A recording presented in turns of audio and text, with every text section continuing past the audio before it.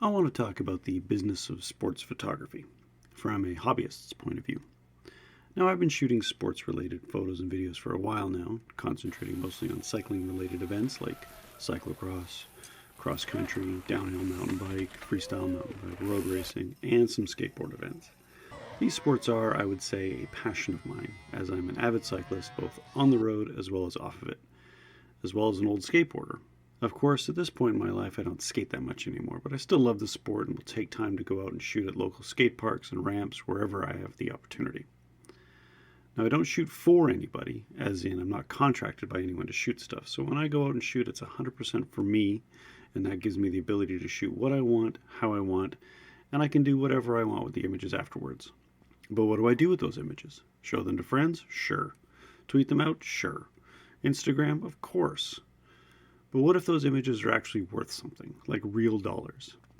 They have to be, right? I mean, how many times have you seen an image super similar to the one you've shot in a magazine or a website or ad or other sort of publication? All the time. Somewhere along the line, someone paid money to use that image. Why are you still giving them away for free on socials? And how do you make money with the stuff you shoot as a hobbyist? Well, that's the whole point of this video. There are basically two different major avenues that I use and recommend to generate income from the stuff I shoot. The first one is prints and downloads. Do you have a website? No? You might want to think about getting one. And if you do, make sure it comes with or can add on an e-commerce plugin that allows you to sell stuff, both physical and digital. All major portfolio style website builders and hosting companies offer this in their packages, so it shouldn't be an issue. I use Zenfolio for my website building. I'll put the link in the description at the bottom. But there are others like Squarespace, WordPress, and the like who offer up portfolio-style website templates. Source them out and pick one that fits your style and budget. But you know what? If you don't have a website, don't worry about it. Use Etsy. Etsy is a fantastic option for creatives to be able to offer their stuff up for sale. I use Etsy for all my print offerings, and I use it for some of my digital downloads as well. Now, sites like Etsy do take a bit of a cut when you sell something. And it does cost to list an item, like 20 cents for 4 months, but that's not really a deal breaker. They take care of everything, really. You can set up your shop to offer prints in a variety of sizes, papers, coatings, finishes, etc. And you can set up a shipping profile that automatically calculates the shipping costs to pretty much anywhere in the world. All you really need to do is punch in some numbers regarding the size and weight of your parcel. It does the rest. So when the customer checks out, they pay the shipping based on where it's going, and when you process the order and buy a shipping label, it all works out. Super seamless. They pay out weekly too, which is awesome. The other major reason I dig Etsy is that they have a really good name and a huge customer base. It's like being part of a huge craft fair, and guaranteed someone is there looking for what you have to offer.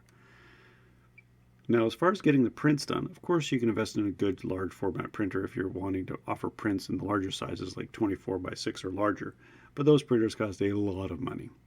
So if you're just starting out, source out a good print shop in your area and do your prints. If your area doesn't have a good print shop, source one out online like mpix.com or similar. I use a local print shop that's been in business for decades and they take good care of me. As far as pricing your stuff, I'll let you know what I do. I double the cost. If a print costs me $20 to print, I charge $40 retail.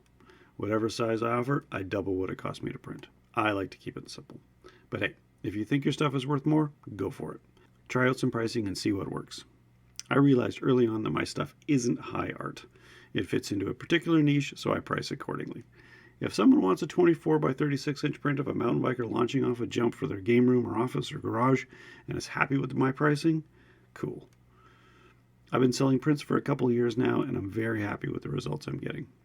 Now, as far as digital downloads go, you can offer these up on your website or through an Etsy style website like Etsy or Pickfair. Obviously, the pricing for these digital downloads would be less than a print, as the customer has to take the digital download and print it themselves or at their favorite print shop. Be prepared for a higher volume of sales with digital downloads too. For me, I offer up some of my print offerings as digital downloads, but not all. Why not all? I've heard some stories about nefarious people buying digital downloads and reselling them as their own. So pick and choose wisely when it comes to what you want to offer up as a digital download. Maybe don't offer up your best stuff as digital downloads. Or maybe offer up a lower resolution version. Just a thought. The other thing too is if you do offer digital downloads and you are afraid of people stealing them, I would periodically check websites like Etsy just to see if your stuff is showing up on somebody else's profile.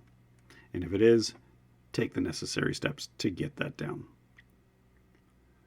The second resource for making some money with your sports-related photos and videos, I might add, is the microstock market. Now granted, microstock market isn't as good as it used to be like 5 or 6 years ago, but it can still make you what I call coffee money. What's coffee money? Say you buy 2 coffees a day at Starbucks at $3 each. That's $6 a day. $6 a day for a month is $180, give or take. $180 a month of residual income for photos that you uploaded 4 years ago and continue to sell with no effort on your part? That's coffee money. Sign me up. Now you can make more depending on what you've got to offer. Video sells for more than photos. But if you've got a decent portfolio of stuff on all the major platforms like Shutterstock, Pond5, Adobe Stock, $100 to $200 a month should be attainable across all platforms. Again, for very little work. One thing to keep in mind though, if your photos or videos have any sort of recognizable logos, people, brands, unique products, they will be rejected unless you have the appropriate releases to go along with them. So unless you're willing to Photoshop out all the brands and logos, etc. in your photos, you'll have to upload them as editorial content. Editorial content is usually stuff that was shot in an event, like in my case a fun run, a marathon, or any event that requires media accreditation.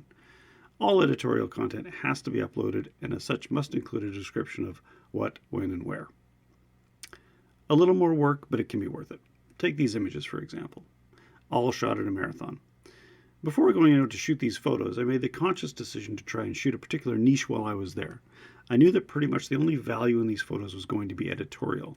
So when I was there, I went out of my way to get photos of elderly runners. You know what?